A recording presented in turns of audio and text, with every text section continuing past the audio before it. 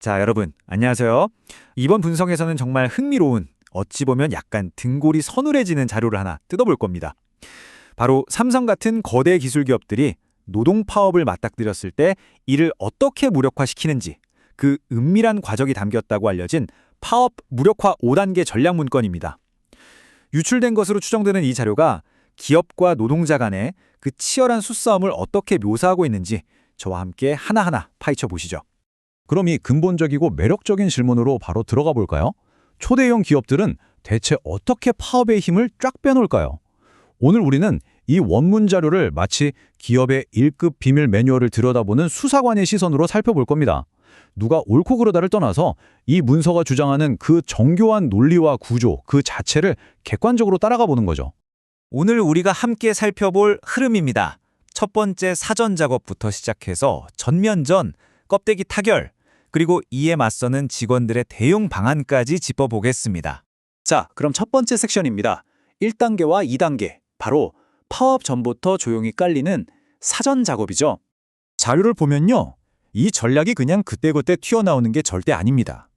아주 철저하게 시간순으로 총 5개의 뚜렷한 단계를 거치면서 직원들을 서서히 조여오도록 설계되어 있다는 게 원문의 설명입니다. 여기서 진짜 눈여겨볼 게 뭐냐면 바로 문건이 제시하는 프레임입니다. 귀족노조, 국가 경쟁력 위협 같은 아주 자극적이고 감정적인 단어들을 언론에 슬쩍 흘린다는 거죠. 왜 그럴까요? 파업 참여자들을 대중은 물론이고 심지어 자기 가족들에게서조차 철저하게 고립시키기 위해서라는 겁니다. 원문이 짚어내는 1단계의 핵심은 완벽한 이중 플레이입니다. 언론을 향해서는 아유 저희가 양보 많이 했습니다 하면서 한없이 타협적인 척하지만 실제 내부 협상 테이블에서는 성과급 구조 같은 진짜 핵심은 절대 못 바꾼다고 철벽을 친다는 거죠. 이어서 2단계 내부 전술로 들어가면 방식이 아주 은밀해집니다. 관리자들이 꼬투리 잡히지 않게 말로만 압박하고 핵심 인재들한테는 몰래 보너스를 쥐어주며 편가르기를 시도하죠. 게다가 부서 간 연봉 차이를 콕콕 찔러서 조직 내부를 쪼개놓는 전략까지 쓴다고 합니다. 그리고 이거 되게 재밌는 포인트인데요. 블라인드 같은 익명 커뮤니티에 갑자기 노조를 욕하는 글들이 막 쏟아질 때 의심해보라는 겁니다. 특히 이런 비난 글들이 유독 주말에는 쏙 들어간다는 아주 구체적인 패턴까지 콕 집어냅니다. 신기하죠? 자, 이제 두 번째 섹션.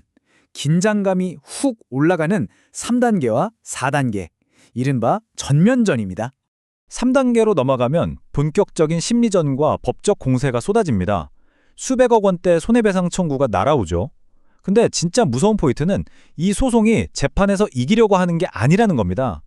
막대한 소송 액수로 노조의 돈과 에너지 그리고 싸울 의지 자체를 말려주기려는 필요전이라는 거죠.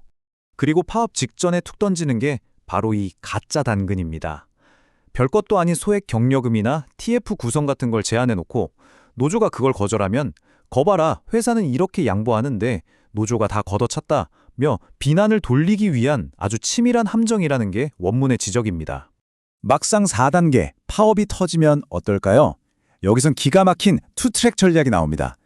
회사 안에서는 누가 파업하는지 실시간으로 쫙 감시하면서 밖으로는 언론이나 엔비디아 같은 큰 고객사들한테 우리 생산 차질 하나도 없습니다 하면서 완벽히 통제되는 모습을 과시한다는 겁니다.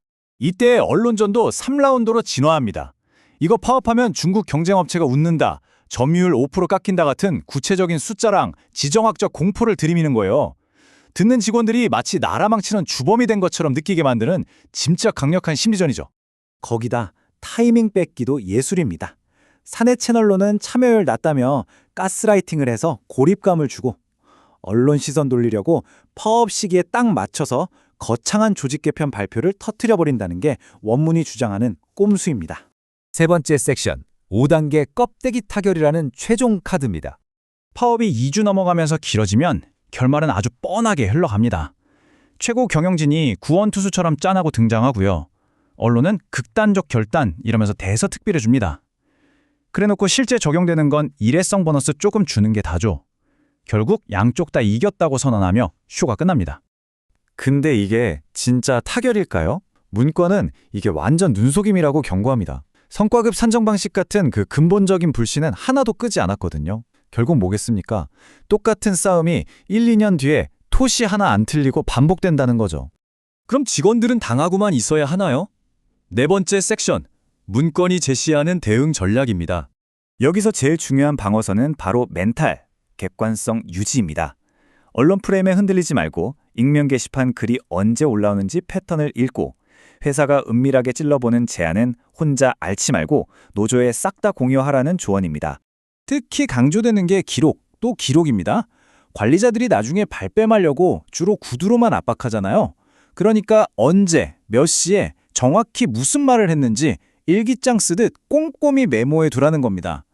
이 메모가 나중에 부당노동 행위를 입증할 최고의 무기가 되니까요. 이 문서가 이 모든 거대한 기업 전술의 본질을 딱 한마디로 정의하는데요. 그건 바로 결속력 깨기입니다. 언론 플레이, 수백억 소송, 은밀한 회유, 이 모든 게 결국 직원들이 하나로 뭉치는 걸 산산조각 내기 위해 설계됐다는 거죠. 그러니까 모든 전술의 끝에는 결국 우리를 찢어 넣으려는 의도가 있다는 걸 명확히 아는 게 핵심입니다. 이 본질을 꿰뚫어 보고 있으면 그 어떤 심리전과 압박이 들어와도 절대 흔들리지 않는 가장 튼튼한 방패가 되어줄 거라고 원문은 강조합니다. 자, 오늘 살펴본 내용, 원문 결론에 나오는 이 묵직한 질문 하나로 마무리해볼까 합니다. 갈등의 뿌리는 그대로인데 과연 1, 2년 뒤에 이 똑같은 소모전이 안 일어날까요?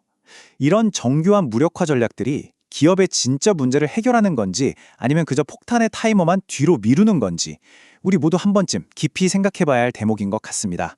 오늘 분석은 여기까지입니다. 함께해 주셔서 감사합니다.